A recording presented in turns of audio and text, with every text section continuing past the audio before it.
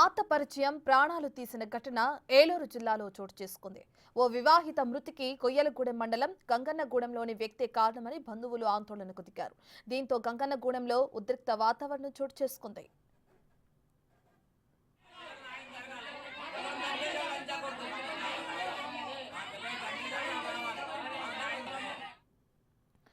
జంగారెడ్డిగూడెం మండలం పంగిడిగూడెంకు చెందిన హేమతుర్క ప్రసన్నకు కొయ్యలగూడెం మండలం ఎర్రంపేటకు చెందిన రాంప్రసాద్తో పెళ్లి జరిగింది. వీరికి 11 ఏళ్ల కుమార్తె ఉంది. కాగా గత కొంతకాలంగా హేమతుర్క ప్రసన్న గంగన్నగూడెం గ్రామానికి చెందిన మోదుగ సాయి కుమార్తో సన్నిహితంగా మెలుగుతోంది. ఇక గతంలో వీరిద్దరూ పురుగుల మందు తాగి ఆత్మహత్య యత్నానికి పాల్పడినట్లు మృతురాలి బంధువులు తెలిపారు. కాగా చికిత్స అందించి ఎవరికి వారు విడివిడిగా ఉంటున్న క్రమంలో గత 3 రోజుల క్రితం మళ్లీ కలిశారని, ఈ క్రమంలో సాయి కుమార్ వల్లనే దుర్గా ప్రసన్న పురుగుల మందు తాగిందని బంధువులు ఆరోపిస్తున్నారు. చికిత్స కోసం ఆసుపత్రికి తరలించినప్పటికీ దుర్గా ప్రసన్న మృతి చెందిందని తెలిపారు.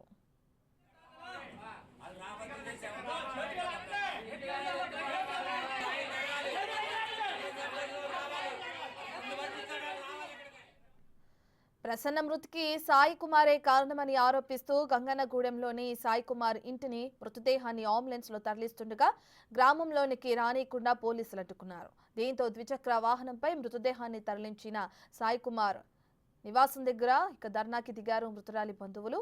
మృతురాలికి న్యాయం చేయాలని బంధువులు డిమాండ్ చేశారు. దీంతో సాయి కుమార్ కుటుంబ సభ్యులు ఇంటికి తాళం వేసి పరారీ అయ్యారు. పోలీసుల విచారణ చేపట్టిన తర్వాత మృతురాలికి న్యాయం చేయాలని డిమాండ్ చేశారు మృతురాలి బంధువులు.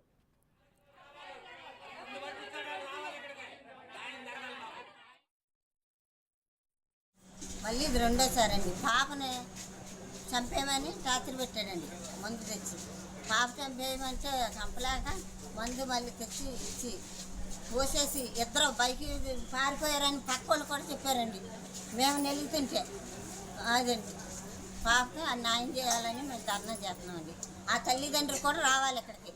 వీళ్ళు చనిపోయిన దగ్గర నుండి కూడా ఎవరు లేరు, ఎవరు సమాధానం చెప్పట్లేదు. అండ్ పోలీసులు కూడా ఇక్కడే ఉన్నారు. మేము వచ్చేటప్పుడు వాళ్ళకి సపోర్ట్ చేస్తున్నారు. గేట్లు కూడా తినేవట్లేదు. వాళ్ళకి ఏం పనో నాకు తెలియదు మరి వీళ్ళ ఇంటి దగ్గర. సో మేము ఇక్కడ న్యాయం కావాలని వచ్చాము ఇక్కడికి. ఆ న్యాయం అయితే మాకు ఇంకా రాలేదు. అండ్ ఇంకోటి ఏంటంటే వీళ్ళ ఇంట్లో వాళ్ళు ఎవరు లేరు, అందరూ పరారీలో ఉన్నారు. వాడు మొన్నటి నుంచి కనపడకుండా ఉన్నాడు. సడన్గా ఈరోజు 1 గంటకి వెళ్ళి వాడు సరెండర్ అయిపోయాడంట. మరి ఎలా అయిపోయాడో మాకు తెలియదు. పారిపోయిన వాళ్ళ తల్లిదండ్రులు కూడా వాడు ఎదవని తెలిసినా కూడా వాడికి సపోర్ట్ చేస్తున్నారు. ఒక అమ్మాయి పాడైపోయింది, ఒక జీవితం పాడైపోయింది, పిల్ల పాడైపోయింది. పాప 11 సంవత్సరాలండి. అసలు వాడు ఇల్లీగల్ ఎఫ్ఐఆర్ పెట్టుకుంది కాక టార్చర్ చేసి చంపేశాడు. అంటే ఊళ్ళో పెద్దలు కూడా మరి తెలుసో లేదో మాకు తెలియదండి. ఇప్పటి వరకు అయితే ఎవరికి కూడా న్యాయం జరగలేదు ఇప్పటి వరకు.